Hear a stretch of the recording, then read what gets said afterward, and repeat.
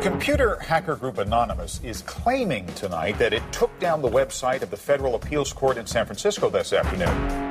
They took down Senate.gov servers. They've taken down HB Gary. Sony's claiming they did $150 million worth of damage. So many confidential files that tonight, because of these hackers, can be in the hands of anyone. Visa, MasterCard, the PayPal situation. The criminals who hacked into Sarah Palin's private email. The Church of Scientology says Anonymous is a cyber terrorist group of religious bigots. Anonymous and this other group called Lulz Sec. They seem to be wanting to prove a point. Anonymous kind of was like the big, strong, buff kid who had low self-esteem. And then all of a sudden punched somebody in the face and was like, holy shit, I'm really strong.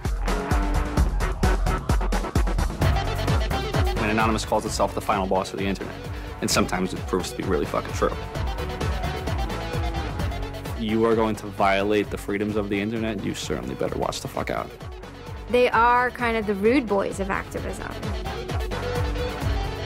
There's a real rough edge to them, which I think also is one reason why they garner so much love and hate from people, too. They represent a certain sort of chaotic freedom. Individual, young, nameless, faceless folks are having geopolitical impact. I mean, it's both exhilarating to realize that and terrifying to realize that. It kind of depends on how that power is wielded. We are legion. We do not forget. Expect us.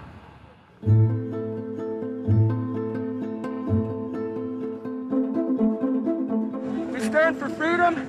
We stand for freedom of speech, the power of the people, the ability for them to protest against the government, to right wrongs. No censorship, especially online, but also in real life. We have members throughout society and all stratas of it worldwide. Yet we have no leadership. It's one voice. It's not individual voices. That's why we don't show our faces. That's why we don't give our names. We're speaking as one, and it's a collective. Good timing. I would love to live in a country where the government fears its citizens and not the other way around. But right now, plenty of anonymous actors are in hiding because of fear of reprisals by the government. I've been called many things. There's unpatriotic. That we're just a bunch of children sitting in our parents' basement. I got called a terrorist sympathizer. We've been called kids, we've been called cyberbullies, we've been called hooligans, and sometimes those words aren't entirely unfair, but this is a serious political movement. No one, in the general public really seems to get it. What they don't seem to get is that the ability for Anonymous to be everything and anything is its power. Anonymous is a series of relationships, hundreds and hundreds of people who are very active in it and who have varying skill sets and who have varying issues they want to advance and who are collaborating in different ways each day.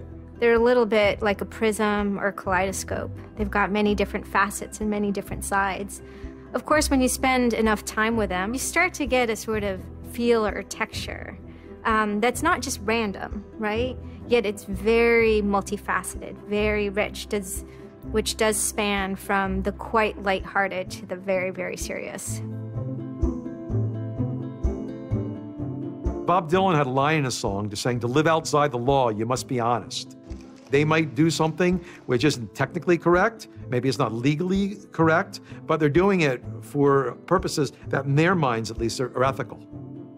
People who know what they're doing, who share an ethos, who have a commitment to exposing and humiliating the man, who have a very low tolerance of lies and what they perceive as evil on the part of overweening power structures. They share information, they share tools and techniques, and they are currently having a very good time.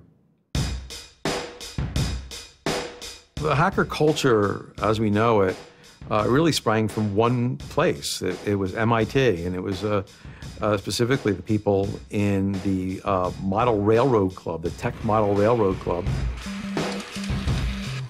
Hacking originated as humorous pranks When the guys at MIT put a Volkswagen up on top of the dome of the building, and people woke up and saw the car up there in the morning, or they measured a bridge by the body lengths of somebody, I would say his name was Brian, and discovered the bridge over the Charles River was, 822 Brians. These are funny things. That's where hacking originated, and it migrated into engineering and computer communities. It's witty, it's pranks. I'm Chris Weishopel, former member of the Loft.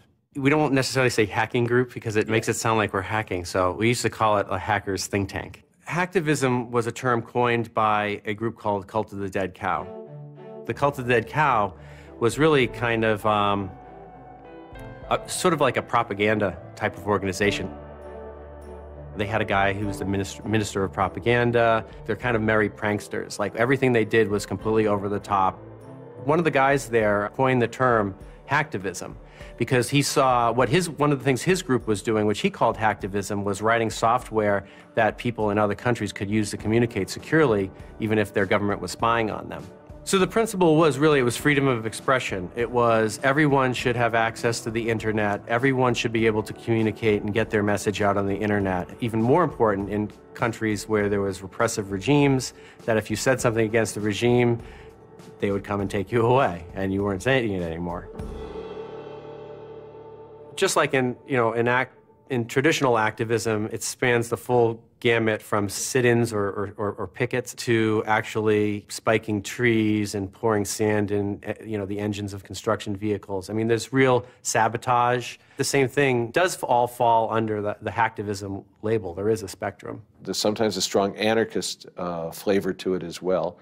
It's resistance to authority and those who would impose groupthink and group behavior on people, which was rightly perceived to be a consequence of the digital revolution as it was used by people in power to do hacking on behalf of righteousness and to redress the grievances of the world. Lance lowered Don Quixote on his horse, nag though she was, flying at the windmills of modern life.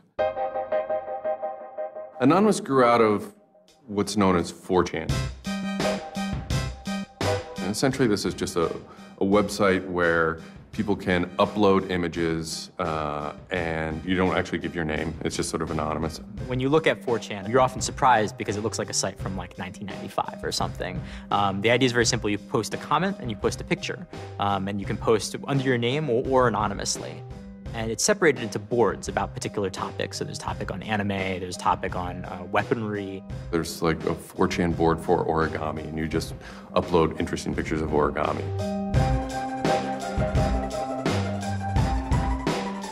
And then there was a group called the B board, which essentially was for like anything goes. The first time anybody goes on B, it's kind of an instant revulsion. Because there's never a time that you go on there where you don't see something horrible. That instantly puts off a lot of people. The idea is post something that can never be unseen. Half of the posts on B are there specifically to make people not want to come back to B. It's what you get when people are allowed to express themselves with absolutely no restriction whatsoever. It's the kind of sum of human imagination, and people can get together and think together without any limits or parameters. It's the most vile, disgusting, and funny thing on the internet.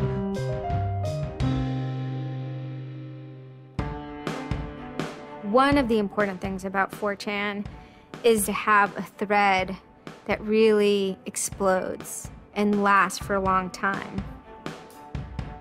If it doesn't, then it disappears. It's a site that's not archived. So it creates conditions for anything that grabs attention at some level. And so humor and grotesqueness as a result are quite good for that. I'd rather just be referred to as anonymous, I guess, in any interviews, because I have some docs out on me. 4chan's just where I went to. I grew up on it and I lived there. That's just what I did for fun. It takes a thick skin to enjoy it. But, as long as you're not offended, you'll occasionally come into something really cool or really creative on 4chan. I think the most interesting thing about it is how you can watch memes evolve. You'll see something posted one day, and then a week later, it's got 50,000 derivatives of it. A meme is basically just an idea. It's kind of like a gene, but in the realm of the idea. A lot of the great internet memes that we all know and love, you know, lolcats, right? You know, little cats doing funny things, and then they have, you know, Icon has cheeseburger, right? All that stuff seems to start in this like petri dish that is 4chan b-board.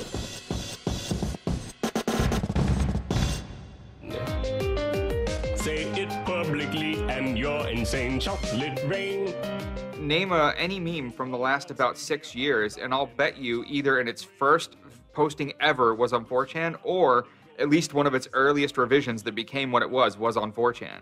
I can see the food situation is so we'll be on our way. It's basically the best breeding ground for internet culture, and as far as I'm concerned. With your neighborhood insurance rates, chocolate rain. 4chan is also very known for acts of trolling. Trolling is a fucking art. Trolling is getting the person you're talking to get as pissed off as they possibly can, and for no reason except for your own enjoyment. Maybe you're trying to illustrate a point, but it's mostly for your own enjoyment. For them, it's funny that like people think the internet is serious business. And if people think the internet is serious business, it's a troll's job to make their life terrible. The idea of anonymous came initially as a joke. I mean, somebody suggested that, what if the whole site, what if 4chan, what if B was just one person? And what if that's just one guy called Anonymous sitting somewhere, and you're just reading all these posts by one guy? And it kind of looked like that from the outsider's perspective. I mean, there's no way to tell the difference. It might as well be one guy. Fox News did a very famous segment about it. They call themselves anonymous. They are hackers on steroids, treating the web like a real-life video game, sacking websites, invading MySpace accounts, disrupting innocent people's lives. And if you fight back, watch out. Destroy, die, attack. Threats from a gang of computer hackers calling themselves Anonymous. I've had 7 different passwords and they've got them all so far. Anonymous hacked his site and plastered it with gay sex pictures. His girlfriend left him. She thought that I was cheating on her with guys. As long as I can think back, Anonymous have done some pretty off-color things in the name of getting cheap laughs, you know. But, I mean, that's part of the culture. They get what they call lulz. Lulz is a corruption of LOL, which stands for laugh out loud. Anonymous gets big lulz from pulling random pranks. For example, messing with online children's games like Habbo Hotel. Habbo Hotel was this online community where you had an avatar and you walked around and talked to other people. It was kind of like an early version of, you know, World of Warcraft or Second Life or any of those virtual worlds. What the people on B did was invade Habbo Hotel, created, you know, thousands of avatars. They all had this one uniform of a black guy with a big afro wearing a black suit. And so there would be thousands of these people, black guys, black suit, you know, huge afro, walking around this world, and they would do things like form a swastika out of themselves. And I think that was a real landmark because it was when they were able to see that, you know, they can use their numbers to do something really interesting and really disruptive. So we blocked the entrance to their pool, and that just pissed them off so fucking much. It was fucking beautiful. That was fucking just wonderful. Wonderful times. Those kids love that pool. They love the shit out of their pool. The goal was actually to offend everyone, simply because the idea that we could offend you by drawing a little shape on the screen was stupid to the people involved in it. They were like, really? You're going to get that mad over us just drawing this on the screen? Wow, well, you need to refocus a little on life because this should not be upsetting you that much. All these different organizations online, whether it's 4chan or just any website, there's typically a community aspect to it. This is where people have their social relationships. This is where their friends are. This is where they have a creative outlet. And so all those aspects are going into groups like Anonymous, where people feel like they're part of a bigger thing and they're able to express themselves within that group. There were certain words, certain phrases certain ways people respond to things, certain images that were posted that created a pattern, and that pattern was, I guess, the origin of what is now anonymous. It's like Freemasons with a sense of humor. And so much as they have this common symbology, and one of their chief joys, which is kind of wrapped up in power and secrecy, was the fact that they could recognize each other by referencing these symbols, referencing these phrases. Over 9,000. It's over 9,000! I lost my iPod. Mudkips, anything involving mudkips. So you have this weird sort of international culture developing with people, across the world, wherever they may be. In late 06 and, into early 07, there's a bit of a sea change where instead of just posting a bunch of content or randomly saying we're going to go over to some website and post a bunch of dirty comments against someone, it becomes a little more organized. Welcome to the Hal Turner Show. They went after a guy named Hal Turner. I am being discriminated against because I'm white. Hal Turner was a neo-Nazi who was, big online and had a podcast. I think that the 14th Amendment was not ratified properly, and I think, therefore, it is still okay to have Negroes as slaves in America. The first time I heard about Hal Turner is he was knocking somebody on 4chan. There's a million neo-Nazis out there. But he started picking on our dudes, so we had to go to our dude's fucking defense, and it just so happened that he was a neo-Nazi, so that's a big reason that he's a fucking dickface. Who are you? Where are you calling from? Hola, this is Pedro. Spick, don't San call. Diego. He was just a horribly racist radio personality who seemed to handle it well when you called in. Like, he could handle being berated by Anonymous. And that made it very interesting. It made it a bit of a challenge. It wasn't some guy who just either crumbled or stopped answering the phone. It was a guy who would yell back. Hal Turner wasn't the first, actual person that, Anonymous had caused trouble for, but the circumstances ended up being significant. They DDoS'd his website, stuff like that, costing him thousands of dollars, bandwidth fees. Denial of service has been around for a long, long time. The equivalent of if you, for some reason wanted to disrupt a bus service, right? You can hire 1,000 extras to all go and line up at the bus station, right, and get on the bus. And so that anyone who was really trying to get on the bus couldn't do it, right? It's as simple as that. When you stop trying to visit, website goes back up, no permanent damage. We DDoSed him, and then we kind of trolled him in real life. We sent countless pizzas to his house. We signed him up for escorts on Craigslist. We sent a bunch of pallets of industrial materials to his house, which he ultimately had to foot the bill for. And basically, we destroyed his ability to pay for his radio show, and that took him off the internet.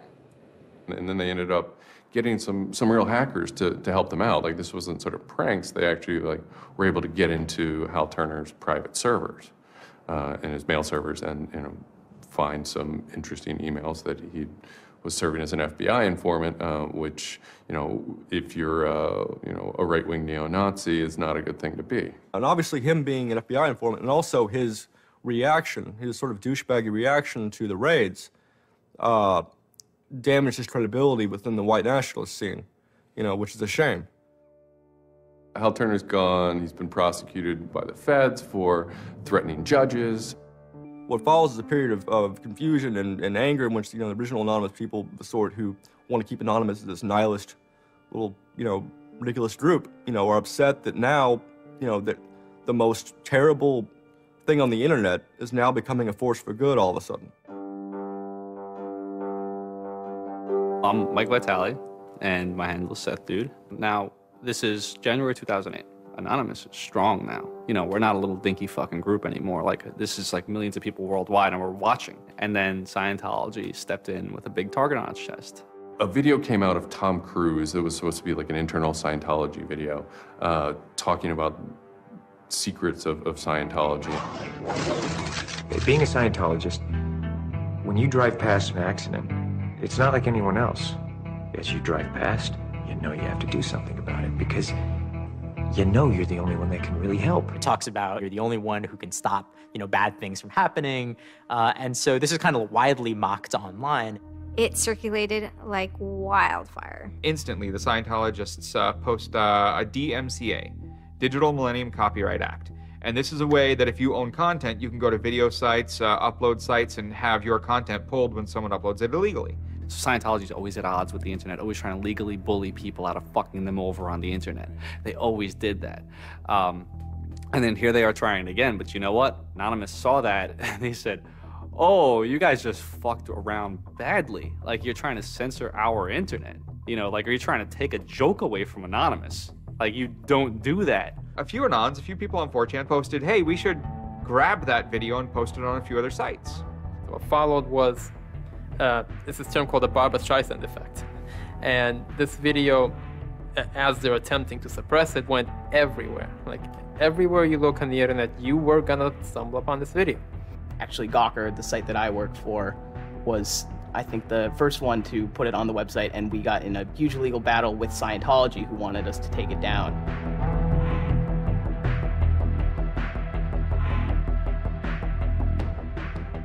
Scientology is an interesting target because in some ways it's the perfect inversion of what geeks and hackers value. At so many different levels: science fiction, intellectual property, discourses of freedom, science and technology. It's very proprietary, it's closed. And so in some ways, if you had something like a cultural inversion machine and you stuck geeks and hackers in there, you'd get something that looks a lot like Scientology. So it's quite offensive, and there's a real pleasure in attacking your perfect nemesis. And people who knew what Anonymous was to begin with were like, oh my God, Anonymous is gonna go to war with Scientology. This should be really interesting. Especially because it's two weird ass groups. I mean, I've been an Anon for a long fucking time. I know Anonymous is really strange. They're weird, and the stuff we like is weird, and it's really not mainstream at all. Now you have Scientology, also really weird. A lot of crazy shit goes down. Anybody on the outside who's seeing this is going, let's watch these two retards fight. Like, both their pants are gonna fall down, they're gonna triple, and it's gonna hurt everybody, and it's gonna be hysterical. And then that's when 4chan kind of reared into action, really reared into action. And they started to troll the Church of Scientology. And this took the form of pranking the Dianetics hotline, ordering pizzas. I go to call them on the phone and it's busy, busy, busy. You know, and that's their main fucking Dianetics hotline. Their Dianetics 800 number, you can't get through because Anons have completely fucking clogged it. And just probably saying stupid shit. The whole idea was just you call them just to keep them on the phone. What's an Elron? How do I Dianetics my face? They were not expecting that, and they couldn't handle it. I'm Brian Mettenbrink. I'd just gone to 4chan just on pure happenstance, and I saw a post about the Scientology thing, and I started looking up stuff, and I'm like, oh, this is actually for a decent cause. I think I'll, do this. Anonymous members have developed a distributed denial of service attack tool called Low Orbit Ion Cannon, which is a name taken from a computer game. Low Orbit Ion Cannon is what's called an end game weapon in Red Alert. All you had to do was literally follow instructions step by step.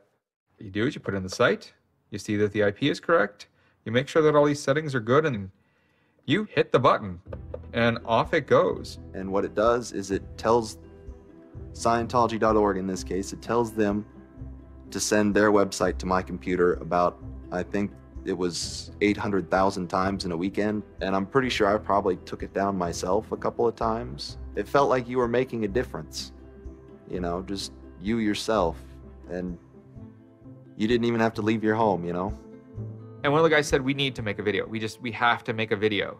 Hello, leaders of Scientology. We are Anonymous. When the video came out on January 21st, that was one of the first times that Anonymous, as a culture, started referring to itself as Anonymous as a movement. That video probably changed everything. We are Anonymous. We are Legion. We do not forgive. We do not forget. Expect us. It basically looked like if a computer was going to tell you that he was going to beat the shit out of you, this is what it would look like. That one video really galvanized that moment of innovation. That's exactly like with that video, internet activism as it's known today, was born. And you just see this consensus forming that it's going to happen. So we made the code of conduct. Don't bring weapons. Dress accordingly. Cover your faces, because they will try and find out who you are and screw with your life. Rule number 17. Cover your face. This will prevent your identification from videos taken by hostiles. Scientology has a history of harassing, stalking, and just generally doing horrible things to its critics. So people needed a way to hide their identities. A lot of people had very legitimate fears. They don't want to be followed home. They don't want to be stalked. They don't want to put their families and themselves in danger. Everyone was going, well, we're going to wear a mask. What's the only fucking mask that we all already know or have a joke about? And it's the Guy Fawkes mask. You see the movie V for Vendetta, the ending scene where everyone's wearing the Guy Fawkes mask. That is very reminiscent of what Anonymous thinks Anonymous is.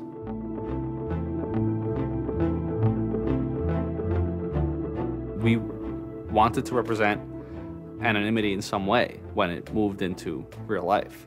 I think that the Guy Fawkes mask was one of the most natural things to happen. It is the idea that none of us are as cruel as all of us. You have this massive crowd of people who are anonymous that is going to fight against a bigger thing and win.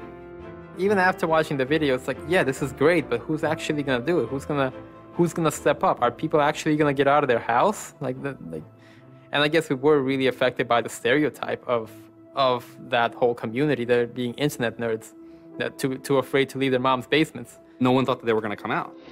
This is me on the way there. I haven't slept. I'm very fucking tired. And I remember going to the park that day, and it's really fucking early in the morning, which I thought was a bad idea. And I'm smoking a cigarette, and I'm looking around like, where the fuck is everybody? There's nobody here. So here I am, sitting in Bryant Park, waiting for the other announcers to show up. I remember thinking like, oh fuck, like, am I gonna be the only one in the park? Am I gonna walk to Scientology with fucking 6 or 7 people? Which totally defeats the entire purpose of this, because now they could single me out, you know? Then I get up and I start walking around and I see there's a lot of green balloons over there for some reason. On the other side of the park, there was like fucking 200 people. There was Guy Fawkes masks everywhere. And I'm like, holy shit, this is huge. There's a fucking lot of us. That's pretty good. I had no idea how many Anons there were until we started moving. And it just fucking got bigger. I remember walking through Times Square, and everybody in Times Square was an Anon. Like, and you know, this is like a fucking 1,000-person per like fucking minute foot traffic area. And everywhere I'm looking, I'm seeing fucking Anon symbols. It was fucking wild. It was really wild. This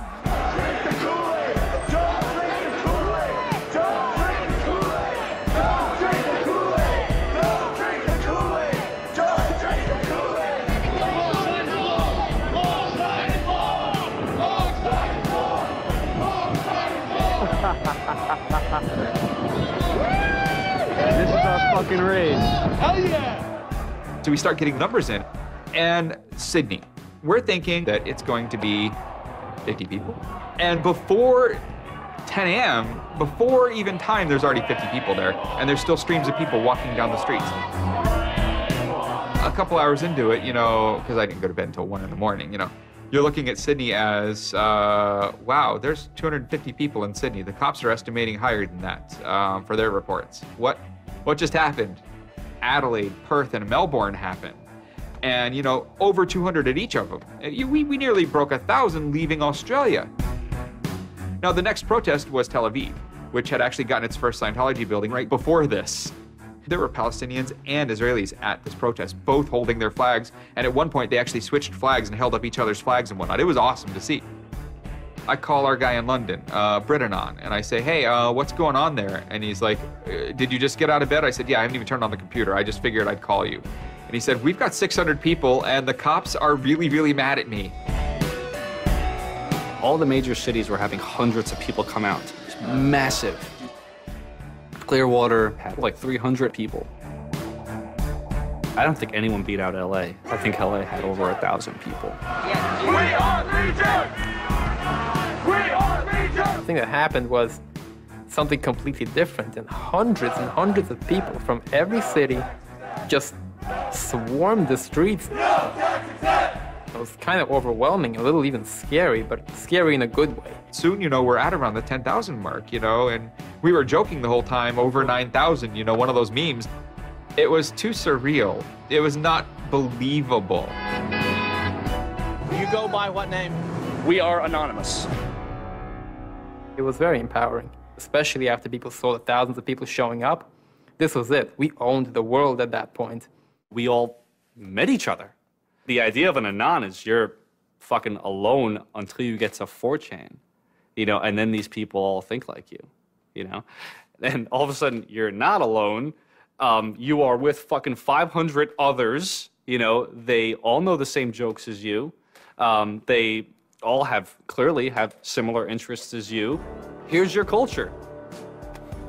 You meet your own people finally. It's perhaps a little surprising. It's not just preteens or teenagers. There's a far more even mix of males and females than you would imagine otherwise. And there were a lot of these so-called guys who weren't socially good. They were very awkward. They still lived at home at 23, half of them virgins. And I'll tell you, the amount of those people who got laid from these protests happening is in the thousands that would not have for years probably. That's why those protests were so important. It was a chance to finally meet other people that were previously anonymous and unknown, and hence it was the moment of the end of their anonymity. Scientology, they kind of fought back, so to speak. They posted stuff online. While claiming they are peaceful, in less than 3 weeks, anonymous members made or encouraged 8,139 harassing or threatening phone calls, 3.6 million malicious emails, 141 million hits against church websites, 10 acts of vandalism, 22 bomb threats, and 8 death threats against members and officials of the Church of Scientology. They wanted to find me. They did. They hired PIs. They started taking pictures of us, threatening to sue us. I did the whole low orbit ion cannon stuff, and then I pretty much just went about my life after that for, I think it's 6 months, and then the FBI showed up here at my parents' house. 2 men got out of the car and took Flashed their jackets off and laid their guns on the front seat and came up to ask us if Brian was home and explained that they were the FBI and they were looking for Brian, and I've never been so scared. I did the second most damage is what Scientology said. I sent the second most out of everybody. So I got the maximum for my category, which was 1 year in prison and 1 year supervised release. I think, the way I feel is for what I did was one of the most lopsided punishments I've ever read about or heard of. Yeah, I think it's ridiculous, especially the year supervised release where I can't touch a computer for a year. I'm not sure what that's supposed to solve except make my life difficult. So that computer behind me back there, I could go back to prison if I went over and touched it. I'm very proud of what he did. He stood up for what he believed in. I never would even dream of hurting anybody, It's just not me.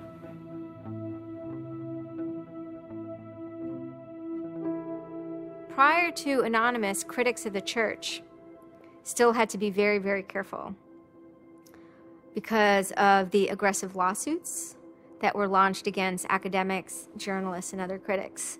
I would say that era is over.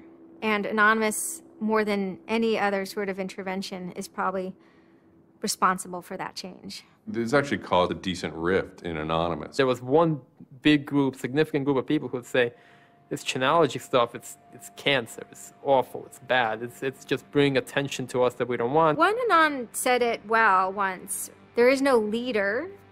Their ops have momentary leaders, de facto leaders. Almost through meritocracy, There's more respected or more persistent participants. Some people participate in a single operation and are never heard from again. It might even be a housewife who just, agrees with that political statement or that protest. I like to describe this with the picture of a bird swarm. Everybody's flying very, very quiet. Suddenly, one bird flies into the other direction and the mass fly into the same direction, following that person. It's totally okay to say, I'm sorry, I don't take part.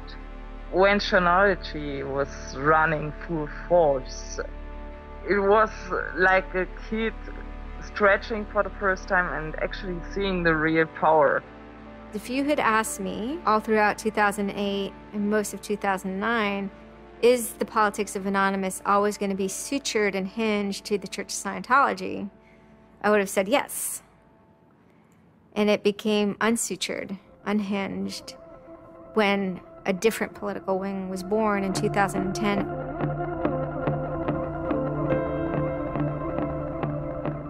It is our task to find secret abusive plans and expose them where they can be opposed before they're implemented. The interesting thing about someone like Assange is that he actually also sprang from a hacker culture. It's a mentality of spreading information. Julian was Mendax. He was the greatest hacker that ever walked the face of the earth when I was a kid. I mean, they rumored he could move satellites around in space by hacking into NASA. Maybe it never happened, but it was a myth that kept young kids like me wanting to plug a computer into a modem and see if I can move some satellites around. WikiLeaks is an instantiation of the hacker ethos. Truth wants to be free, and we want to liberate it. WikiLeaks released a huge trove of diplomatic cables. There was a lot of controversy from every quarter of society. The WikiLeaks website released nearly 400,000 secret U.S. files on the Iraq War late today. It was the largest leak of classified U.S. files in history. There was one particular moment that really sparked the fire, and this was when PayPal, MasterCard, and Amazon pulled services for WikiLeaks. So all of a sudden, there's no way to actually process donations to WikiLeaks. And then people went and found neo-Nazi groups. Visa and MasterCard were perfectly fine with you being able to PayPal being able to make donations to them. But WikiLeaks, no. I think WikiLeaks is doing a good thing. It's just a total hypocrisy. They got their little fucking banking mafia to fuck, WikiLeaks over. People were incredibly angry. There was a real sense of rage. Anonymous DOSed PayPal. They were pissed. The numbers of participants were massive, massive. And they managed over the course of a couple of days to disable the websites of MasterCard and PayPal. It was beautiful. Because what you had is people finally stood up for something.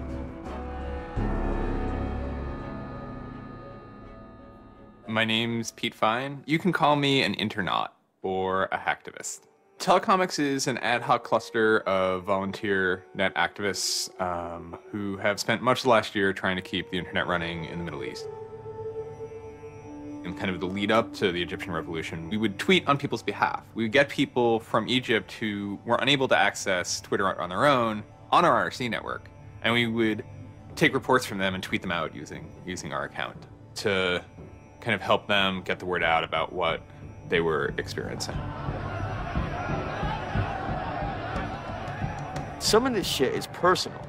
And one of the things about the movement as a whole, when Egypt rolled around, is that Egypt broke us emotionally. Watching in real time with live feeds that we helped set up, Egyptians get massacred with machine guns. It was different, and I have never in cyber activism wept before. It's never bothered me like that. It's never been able to touch me the way Egypt touched me. And then January 27th, January 28th rolls around, and the Egyptian government starts shutting down the internet. I mean, just for the whole country. The whole country. There's this fantastic traffic graph that you can see the traffic coming out of Egypt, and it looks like, like this, and it goes like that. Just totally stops. And we were just shocked. I mean, we were just like, what the fuck? Like, what the fuck? To think that a country would completely cut itself off as much as it was able to from the outside world was pretty unthinkable. You know, we know bad things go on in the dark places. That's the kind of thing that could start riots. I think when Mubarak did what he did, I think it really upset people here as well as in the Middle East. I put myself in their place, and I found myself in a desert of nothingness because he just wiped out everything that my world incorporated. That just showed me and everybody else that the same thing can happen at any time, at anywhere, in any government. Anonymous and the people on the internet stood up and said, go fuck yourself. You want to shut down their internet? Fine. The people on the internet will show them how to turn it back on. A lot of my friends helped with encryption, helped people on the ground in those countries validate SSL keys and certificates, and really showed them how to subvert their government and become free. And then Telecomics started to tweet connections to the internet, dial-up connections.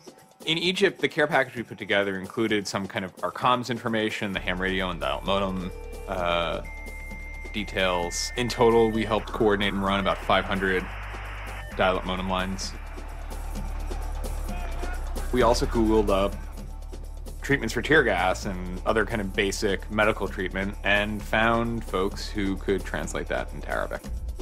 Sort of put this together in a nice one-page PDF and fax, and off it goes. President Hosni Mubarak has decided to step down from the office of President of the Republic.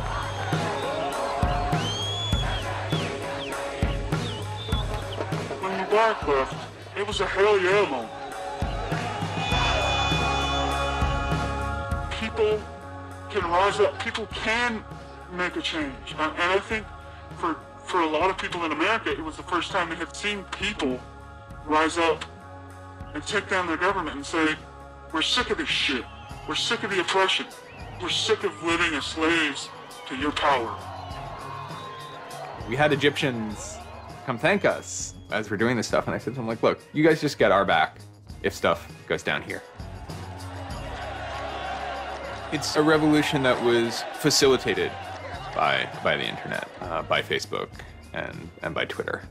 Not caused by it. I mean, 50 years of dictatorship has caused the Arab Spring. But the internet has certainly been helping. Although it was awesome and it was one part we were fighting for me it was quite clear that it's not the end of the story. That it's not suddenly changing into rainbows and 9 cats or whatever, but that we now have to watch even more. Suddenly on February 5th, Financial Times article comes out that we all see. And it's quoting this guy named Aaron Barr, who's the CEO of HP Gary Federal, which is an intelligence contractor. And Aaron Barr is telling his Financial Times journalist, Joseph Min, that he's been secretly monitoring the Anon server where all this is going on, and has done so for several weeks, and using his own custom brand of information operations techniques, has managed to identify the alleged leadership of Anonymous, including 25, quote, lieutenants, unquote, some sort. We have to see this document. Everyone wants to know. We don't need to destroy him. We don't need to destroy his company. So they get it. It was unbelievably easy to get into that network. Now, to put that in hacker terms, Anonymous is a hornet's nest. And Barr said, I'm going to stick my penis in that thing. The HB Gary hack brought about 70,000 emails.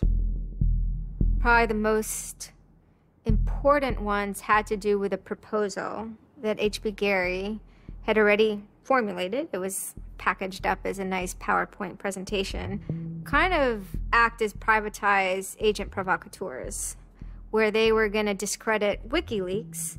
HB Gary was proposing submitting fake documents to WikiLeaks, and then when discovered as fake, the error could be called out and it would discredit WikiLeaks. Right. So, so there's a lot of specifics that I can't talk about. So let me try to answer that though in a general sense. Well, first of all, it's probably no surprise to anybody, I'm not a big fan of WikiLeaks. I think that the broad purpose of trying to get as much information, proprietary or classified information for the government, expose that, is an extremely destructive and dangerous purpose. The proposals involve conducting information war on WikiLeaks and its supporters, creating dissension within WikiLeaks, DDoS attacks. You also wanted to launch cyber attacks on WikiLeaks infrastructure to get information on document submitters. One thing I guess I want to make sure is clear is, you know, none of those activities had actually occurred. You know, in business, there's, you know, when you start proposing or thinking about an idea, there's a brainstorming phase. And somebody says, well, what if, you know, what could we do? What's theoretically possible? Well, still, this was an idea. This was proposed. This was something that you thought about. Right. They also wanted to go on a campaign kind of targeting Glenn Greenwald, who's a reporter for Salon, who's an outspoken kind of critic of the government and supporter of WikiLeaks. It seems like you're trying to attack a journalist here. Yeah, and I don't want to talk too much more about Glenn Greenwald, but other than, you know, what I previously said is, you know, there was never an intent to attack journalists, not on my part. You know, nor I guess I should say I should generalize that and to say that, you know, I would never just outwardly attack a journalist, other than if I felt that there was a journalist in my mind that was acting unethically. That, you know, that's a fair game for having a public discussion about. They were walking a very fine ethical line at points, and in many cases, the mass opinion is, no, they stepped well past it. I will not support broad theft of information released to the public, because that's nothing but destructive. If somebody has information that's been stolen from them, and you know, whether or not, you know, WikiLeaks encouraged the theft of that, or whether or not it was just put in their lap, still they're threatening to release the information that is the private property of another organization. So your choices are to just allow that to happen, or to try to stop it. How offensive is too offensive? You know, we've certainly seen a lot of strategy coming out of governments across the world now saying, you know, publicly admitting that they need to develop better offensive strategies in cybersecurity, because defense as a whole, it isn't enough. It never is enough. In the court of public opinion, that took H.B. Gary quickly from being a perceived victim to being a perceived villain themselves. It was becoming harder and harder to distinguish the good guys from the bad guys. And then, kind of seemingly out of the blue, there was something by the name Lulzsec that sailed into the seas. Lulzsec, it's sort of a group, mostly from Anonymous, who, large part of the same people who hacked H.B. Gary. And they decided to form this little group and just carry on operations sort of outside of the purview of Anonymous for a while. They hacked whatever they wanted, they released whatever they wanted. It's almost like they had no rules. They just said, this is what we're going to do. We're going to stir up the cart. We're going to make some trouble. We're going to make some waves. And they did. The majority of time, the majority of Anons are not doing anything particularly illegal. When they are, a huge number of them try to do that in a very specific political context. For those people, what Lulzsec was doing, they were funny, but they were attacking random targets. They were breaking the quasi-rules by attacking media. PBS's Frontline runs a documentary mainly focused on Bradley Manning, the alleged leaker to WikiLeaks. And a lot of Bradley Manning supporters didn't like it. They hacked a website putting a story that Tupac and Biggie had kind of escaped the world of celebrity fame and attention and retired quietly and discreetly in New Zealand. Lulzsec, when they attacked PBS, you know, that gave me the creeps, you know. As a journalist, I'm not too thrilled with the idea of someone judging that we don't like you to write that. We don't like your reporting, so we're going to shut down your website. I'm uncomfortable with that. It could be me, and I could be writing something about a group that they didn't like, and I'm happy to sit and talk with them about it, but you know, don't shut my website down. this is obviously about freedom of speech, so attacking the press would be would sort of be a bit of a contradiction. So people obviously said, well, we shouldn't do that. And obviously LulzSec had a completely different agenda, so they had no problem doing it. Activism started to become sort of, I would say, almost more nasty, using, sort of more no-holds-barred kind of attacks, sort of more vicious attacks. They sort of saw themselves as going out there, breaking into like anything, everything, governments, corporations, police departments, largely for the same reasons Anonymous would. They went after Arizona for immigration policy, 50-day run, causing mayhem, havoc, and then ended it. The computer hacking group, Lulz Security, has announced its disbanding, saying it had achieved its mission to disrupt government and corporate organizations for fun. I call this whole thing the rise of the chaotic actor. And chaotic could be chaotic good, neutral, or evil. If you go back to the old Dungeons & Dragons charts. And some people see Anon-Ops initially, let's stick with Anonymous, as chaotic good. They saw Operation Payback, or they saw attacking Scientology, and they say that's good. It's like Robin Hood, right? Chaotic good. Outside the system, but doing something good. Other people saw Anon as chaotic evil, like the Joker. They just want to see the world burn and doing potentially irreparable damage. And the truth is, yes, it's the entire column of chaotic.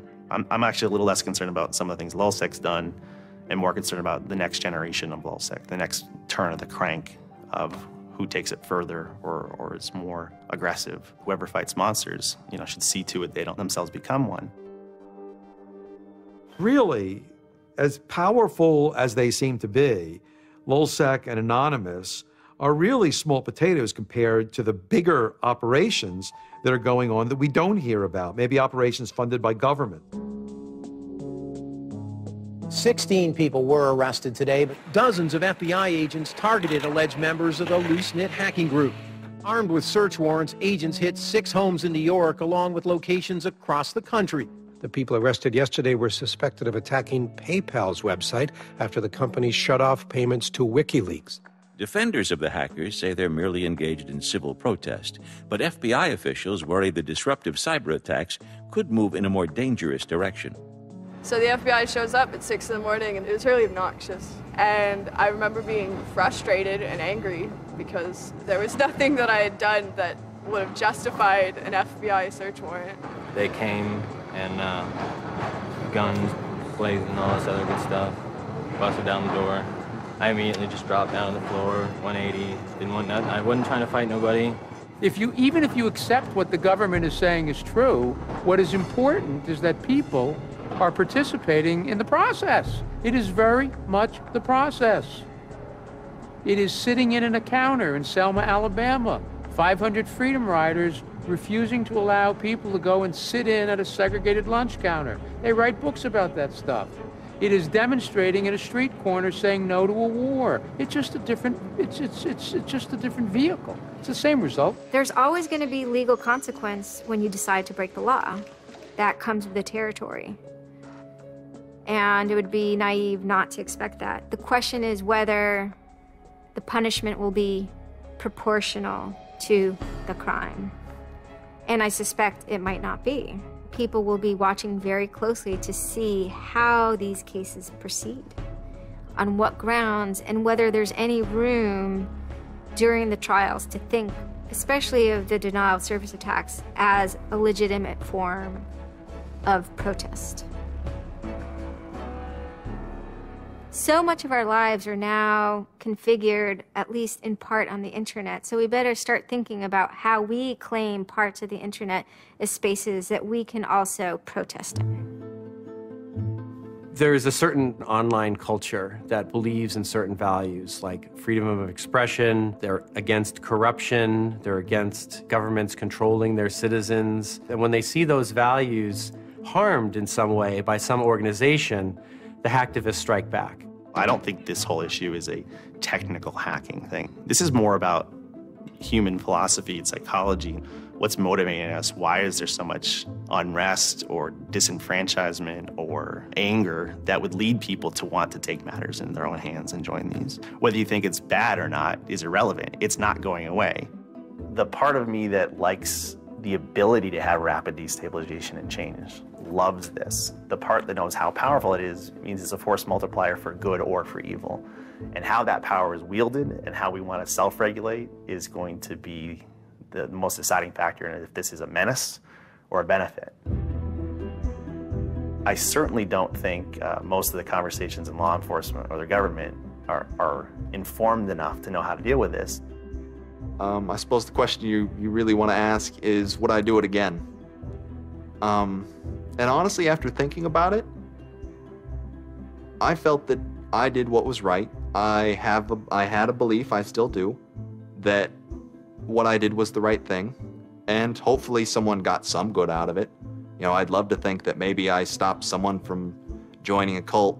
You know, probably wouldn't tell on myself next time, but you know, I don't think I would have changed a single thing other than the whole talking to the FBI thing. Just that little. Yeah, just the little detail that kind of changed everything. Yeah. I'm angry. Occasionally I have small breakdown moments of terror, but I haven't stopped believing what I believed. I haven't stopped wanting to fight. I haven't stopped caring. Show me what democracy looks like! Show me what democracy looks like! There's a lot of people in Anonymous who feel very deeply and very sincerely about their contribution towards democracy around the world. And I think that's one of the main things that I'm most proud of about Anonymous. There are things that I'm not proud of about Anonymous, but we stand against censorship and we stand against oppressive governments, even our own. It's a very noble thing. And history teaches us that change simply doesn't come with flowers. It doesn't work. No? If they say I'm a criminal, damn, well, then I will be one.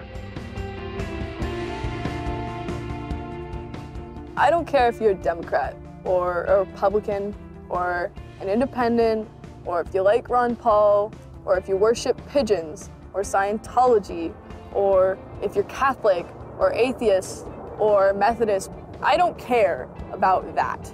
Your opinion matters. I don't care if I disagree with it. I don't care if I hate your guts. Your opinion matters.